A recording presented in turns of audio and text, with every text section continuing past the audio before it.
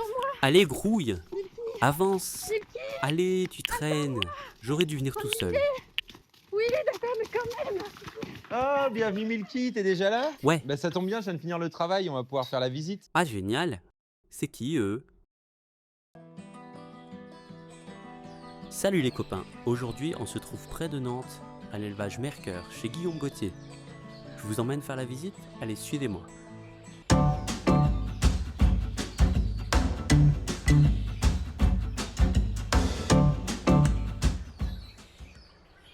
Bonjour, moi c'est Guillaume Gauthier, je vais vous faire découvrir l'élevage Mercœur.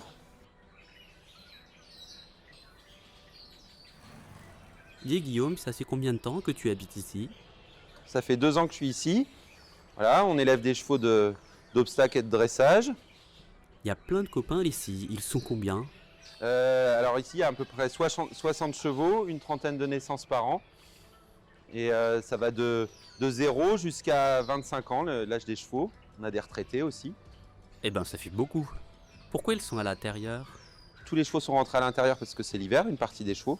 Et sinon, au printemps, ils sont dehors. Et là, on attend les premières naissances.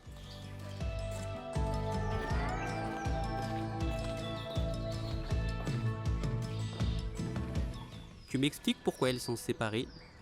Là, ils sont par lot d'âge, en fait, dans toute la stabulation. Là, il y a les 2024, les 2023 et les 2022.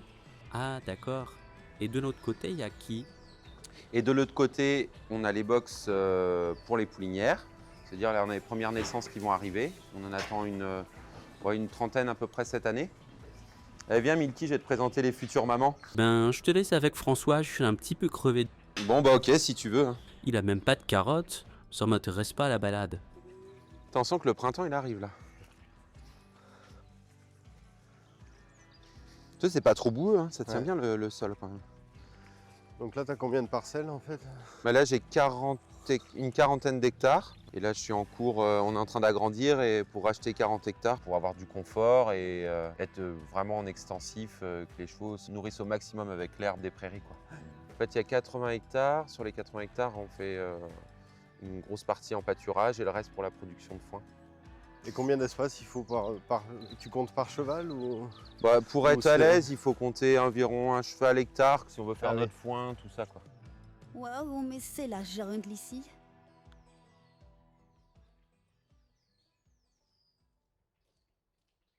Les haies jouent un super rôle en élevage parce qu'ils servent d'abri, ils protègent du vent, de la chaleur quand il fait chaud et en plus de ça, ça fait des barrières naturelles. Et les troupeaux sont répartis en fonction des âges, du sexe. À partir de 8 mois, les mâles et les femelles sont séparés et après c'est comme ça qu'on fait les troupeaux. Voilà. Okay. On essaie de pas trop mélanger les âges parce qu'au niveau du parasitisme, pour pas que ça se croise en fait.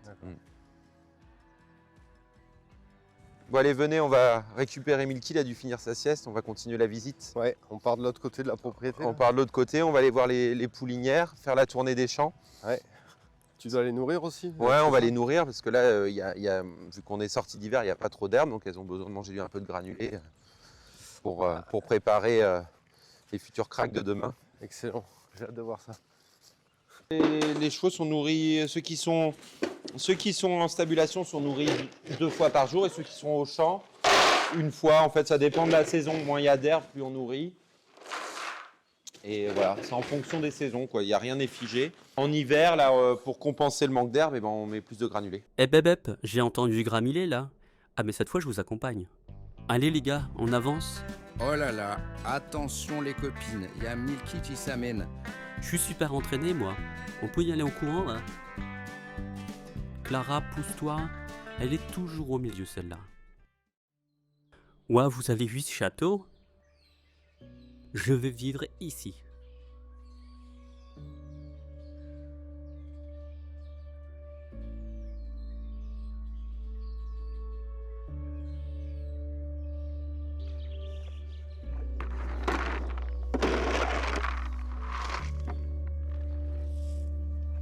Voilà, je mets un tas par jument, voilà, qu'elle puisse manger tranquillement. Et puis en même temps, on vérifie si tout va bien, s'il n'y a pas de blessure, si tout le monde est en pleine forme. Bon là, elles sont un peu sales parce qu'on a eu beaucoup d'eau cette nuit et elles sont roulées dans la boue, quoi. Ce qui est normal. Ça leur fait du bien, ouais. Mais il est où Milky? J'adore les voir comme ça, elles sont toutes belles. En pleine forme. Hein les Mimi? C'est 24 sur 24, 7 jours sur 7. Mais c'est une passion en même temps. C'est ça qui est beau. Elles sont bien là, au soleil, ça fait du bien. Elles sont prélassées là dans les hectares. Bah si, c'est assez contemplatif hein, au final. On est tout le temps en plein milieu des champs là, parmi les oiseaux, tout ça, c'est vraiment magnifique. Et c'est vrai que on a de la chance, peu importe le temps, c'est très changeant, mais bon, quand il y a un petit brin de soleil comme ça, c'est quand même hyper agréable.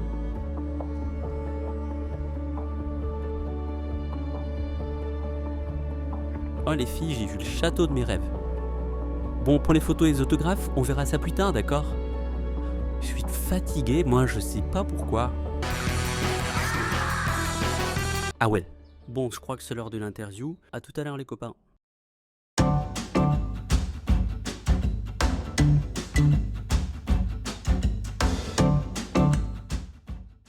Bonjour Guillaume. Salut et François. Merci de nous recevoir dans tes belles installations. Avec plaisir.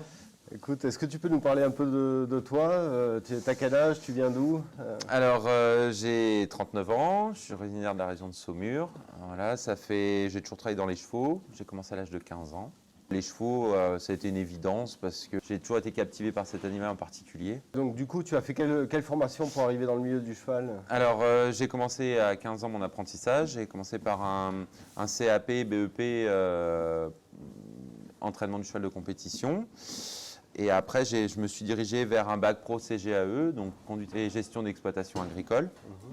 Donc là, c'est plus spécifique vraiment à l'élevage. Et tu as eu quelles expériences pendant ton... Alors j'ai commencé, l'apprentissage, j'ai commencé par un centre équestre. Après, j'ai été dans une écurie de concours. Après, dans un élevage de chevaux hollandais. Et justement, sur ton expérience de cavalier, comment tu as commencé à cheval en fait? J'ai commencé très tard. J'ai commencé à monter à l'âge de 14 ans, je crois. C'est ça à peu près 14 ans. Et après, au fur et à mesure, j'ai passé mes galops comme tout le monde. Voilà. Et là, quand j'étais en apprentissage, mes patrons hollandais m'ont dit de toute façon, nous on a beaucoup de chevaux de dressage, il faut que tu montes en dressage, tu vas monter les jeunes chevaux. Alors je ne connaissais pas du tout le dressage ou quoi, et je me suis retrouvé avec des super bons jeunes chevaux, avec des super entraîneurs aussi, et ils m'ont fait vraiment confiance, ils m'ont fait évoluer. Et voilà, et suite à ça, je me suis dit, le dressage en fait c'est chouette, et j'adorais tout ce qui était les jeunes chevaux justement.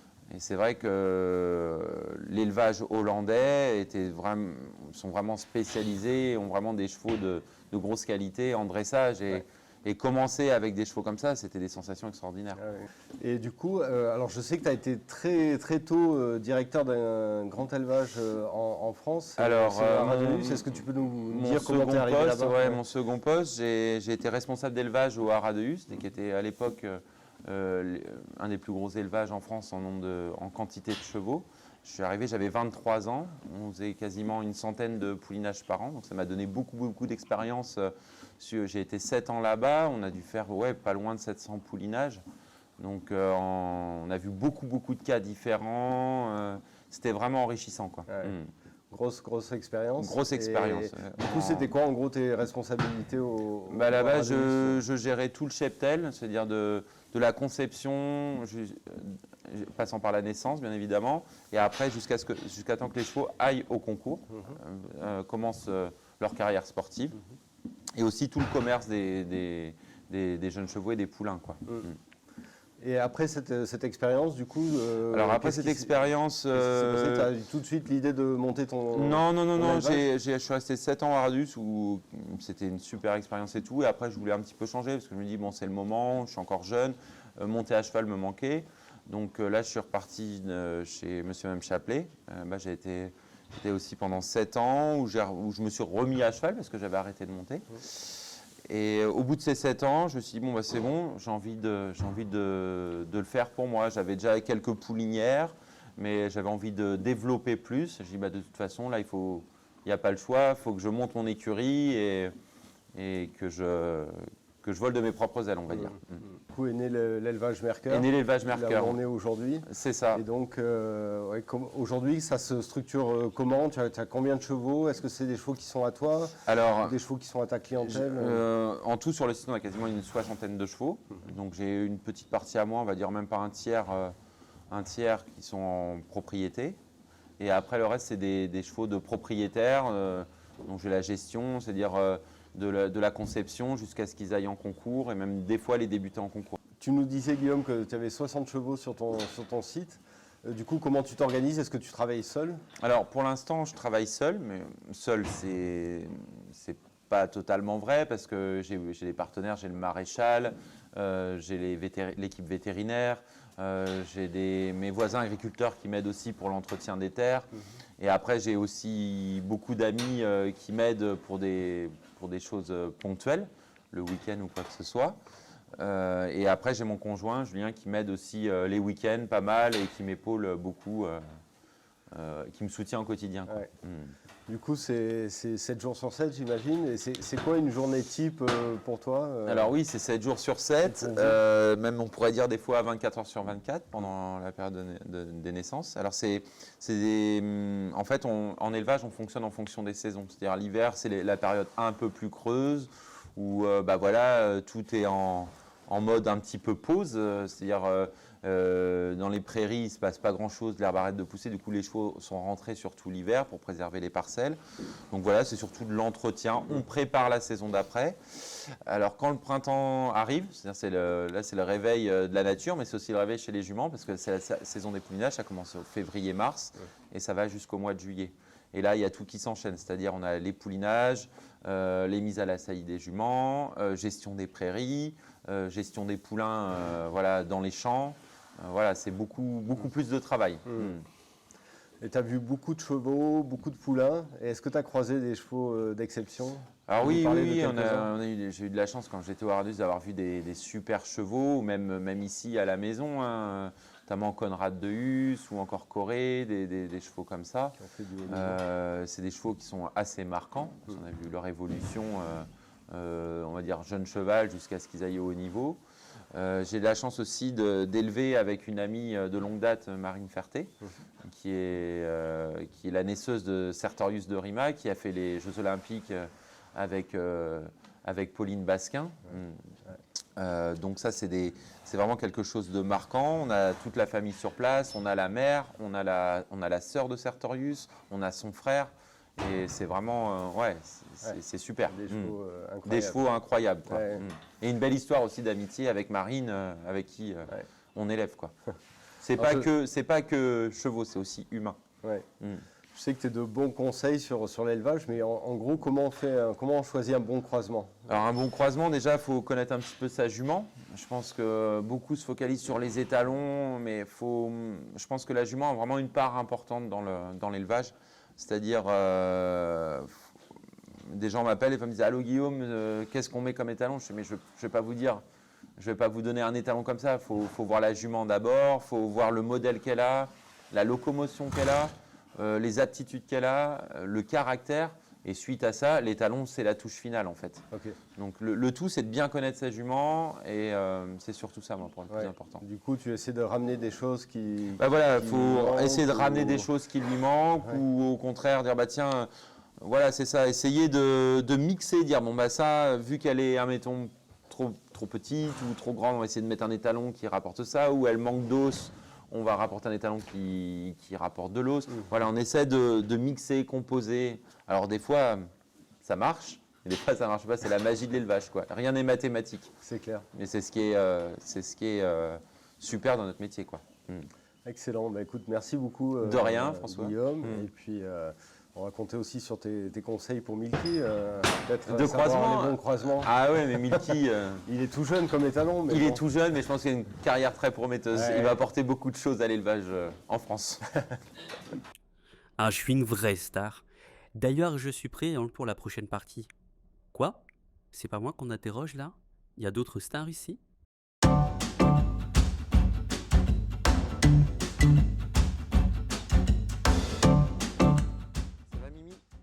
C'est elle, Ciolita, donc la maman de Sertorius. C'est la doyenne un peu de l'élevage, elle a 25 ans. Donc elle appartient à Marine Ferté, qui l'avait acquise jeune. Et donc elle a fait quasiment entre, je crois, une quinzaine de poulains. Et donc là, elle est rentrée au box parce qu'on chouchoute nos aînés ici. Donc vu que le temps est mauvais dehors, elle est rentrée pour être au sec. Mais sinon, elle vit dehors avec ses copines. Ouais, Ciolita, donc c'est la maman de Sertorius qui a fait les JO cette année avec Pauline Basquin. D'ailleurs, il a fait parler de lui parce qu'il dansait, il a fait sa reprise sur Stromae, alors on danse. C'était assez chouette à voir. Donc c'est une jument avec beaucoup de charisme, qui est quand même une très belle réussite en élevage. On est vraiment fiers de l'avoir ici. Ciolita a toujours fait des poulains en fait, elle n'a pas fait de concours, elle a été consacrée à la reproduction, elle a commencé à pouliner vers l'âge de 4 ans. C'est une jument vraiment douce, vraiment sympa, avec beaucoup de charisme et on y tient beaucoup. Voilà. C'est un peu la star de l'élevage Mercœur. Voilà. Titinette, t'as vraiment une vie de rêve ici. Ouais, c'est vrai, c'est trop cool ici. Mais arrête, Vermine, qu'est-ce que tu fais? Tu mets le bazar. Ouais, mais je suis vraiment contente d'être là. Tu crois qu'ils ont bientôt fini? Bah, c'est quoi cette girafe? En plus, elle a un gros ventre.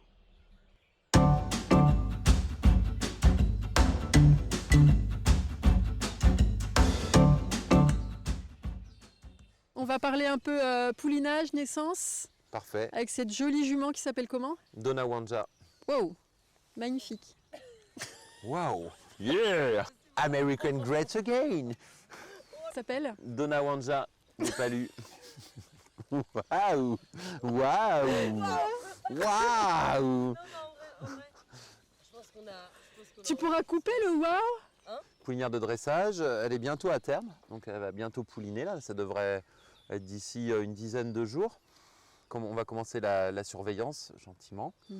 Donc pour faire un petit topo, le temps de gestation d'une jument c'est à peu près 11 mois, on dit 11 mois 11 jours, mais c'est plus ou moins, ça dépend de beaucoup de choses, des fois avec un petit peu plus d'avance ou un petit peu plus de retard. Et comment tu fais justement du coup pour surveiller, puisque je suppose qu'il y a quand même une présence humaine? Ouais, alors la présence humaine, bah, déjà je suis sur place, hein, j'ai des caméras dans les box pour surveiller et en plus de ça j'ai un détecteur de poulinage qui est assez magique. C'est un capteur qu'on accroche à la queue de la jument et dès qu'il y a la première contraction qui arrive, en fait, ça sonne sur mon portable. Donc là, tu te lèves et tu vas voir. Et souvent, quand ça sonne, c'est que ça arrive. D'accord. Et en fait, quelques jours avant, tu les rentres dans les Je les rentre box? quasiment un mois et demi avant le poulinage, toutes les nuits, Ok. qu'elles aient le rythme écurie.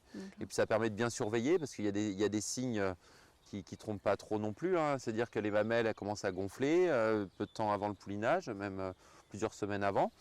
Après, il y a certaines juments, ce qu'on appelle qui cirent, c'est les premières gouttes de colostrum qui sont au bout des mamelles, donc ça on surveille ça, on surveille aussi leur comportement, si elles restent à l'écart, si elles sont plus fatiguées, si elles sont plus agitées. Ça c'est vraiment important en fait, l'élevage c'est ça, c'est beaucoup d'observations au quotidien. Ouais. C'est pas juste nourrir, c'est aussi regarder le comportement, comment elles réagissent, comment elles évoluent et ça c'est vraiment des bons signaux. D'accord. Donc on dit qu'en général la période de poulinage elle se situe donc entre mars et juillet. Ouais, la nature est bien faite. En fait, les poulains, ils commencent à naître normalement, dans la nature, ils commencent à naître quand le printemps arrive, parce que c'est là où l'herbe, elle est qualitative niveau nutrition. Donc ouais, les poulinages, alors nous maintenant c'est un peu plus artificiel, parce que toutes les juments sont inséminées, il n'y a plus de monte c'est pas de la monte naturelle, c'est de l'insémination artificielle. Donc les poulinages, ça s'étale, on va dire, de mi-février jusqu'à mi-juillet, grand maximum, quoi. D'accord. Et tu parles d'insémination, du coup, ça se passe ici chez toi? Alors non, les juments ne sont pas inséminées sur place. Je vais dans un centre de reproduction, qui est le centre de reproduction du Haras de Hus. Donc quand les juments commencent à être en chaleur, on voit pareil les signes quand elles sont en troupeau ou quoi. On les emmène là-bas pour qu'elles soient échographiées et après inséminées dans la foulée, quoi. Tu peux rapidement, sans rentrer dans des grands détails, nous expliquer la différence entre l'insémination artificielle et la monte naturelle, ce sont les termes? Ouais. Alors nous on utilise comme moyen de reproduction, on utilise l'insémination artificielle, donc il y a plusieurs moyens de reproduction, soit la monte naturelle ou en main, c'est-à-dire les talons couvrent directement la jument, je veux dire il y a contact. Alors là souvent c'est des étalons qui qui font du sport de haut niveau ou qui sont beaucoup demandés ou à l'étranger. Du coup, là, la semence est soit congelée ou réfrigérée, puis un vétérinaire ou un inséminateur met la semence dans la jument. En fait. D'accord, ça évite, j'imagine, des blessures. Ça évite des entre autres. blessures, ça permet aux reproducteurs de faire une carrière sportive en parallèle de reproduction. Et voilà, et c'est beaucoup plus simple, ça nous évite aussi de déplacer les juments si l'étalon est au fin fond de l'Europe, ça nous évite de faire des milliers de kilomètres et de déplacer les juments. C'est la semence qui se déplace directement au centre et ensuite on amène la jument. Tout à fait. D'accord. Elles ont des belles terres, hein. Il y a de quoi faire. Oui, voilà, c'est fin d'hiver, donc l'herbe n'est pas encore trop sortie, mais oui, on privilégie le pâturage au maximum et l'espace pour les juments. Elle se porte bien en tout cas. Oui, elle se porte bien. Elle est magnifique.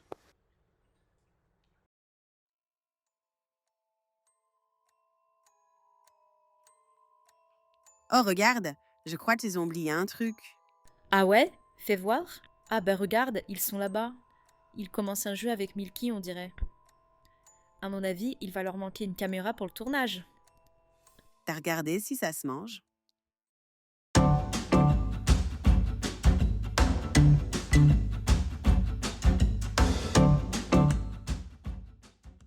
J'ai pas compris tout ce que Guillaume racontait sur la technique. Tu m'expliqueras, Elise? Oh là là, mais c'est qui? Julien, tu me la présentes? Salut Milky. Eh ben je te présente Stella, c'est ma ponette. Elle est trop belle, n'est-ce pas? Ah oui, elle est vraiment trop belle. Dis-moi Julien, t'aimes bien les carottes? Bah ouais, j'adore ça. Carottes vapeur, carottes râpées, carottes dans la soupe. Ouais, j'adore, je suis fan. Et Stella, tu lui donnes des carottes? Bah ouais, regarde, c'est pour ça qu'elle a des beaux reflets roux dans sa crinière. Elle adore les carottes. Tu lui en donnes beaucoup? Ouais, pas mal. À chaque fois qu'elle fait des petits tours, que j'arrive à faire quelque chose avec elle, ouais, j'essaie de lui donner une petite carotte. C'est pas assez. Et des bonbons, t'en donnes? Non, pas trop justement, ça fait que depuis Noël que je l'ai, donc je sais pas trop si elle aime le bonbon. Elle va adorer. Ah ouais? Tu penses? C'est vrai que moi j'adore ça. Et elle va préférer les bonbons ou les carottes, tu crois? Allez, je dirais les carottes, mais bon, je suis pas sûr de moi à 100%. On va faire un jeu pour le savoir. Alors Stella, il y a 2 seaux, lequel tu préfères? Ok, trop bien. T'es prête Stella? Oui, j'arrive. Allez, viens. Minute papillon. T'es prête pour le jeu Stella? Regarde, t'as le choix entre les carottes ou les bons becs. Qu'est-ce qui te tente le plus? Les carottes, direct. Je crois que t'as choisi. C'est qui ce Milky? Je sais pas si je dois accepter les bonbons de sa part.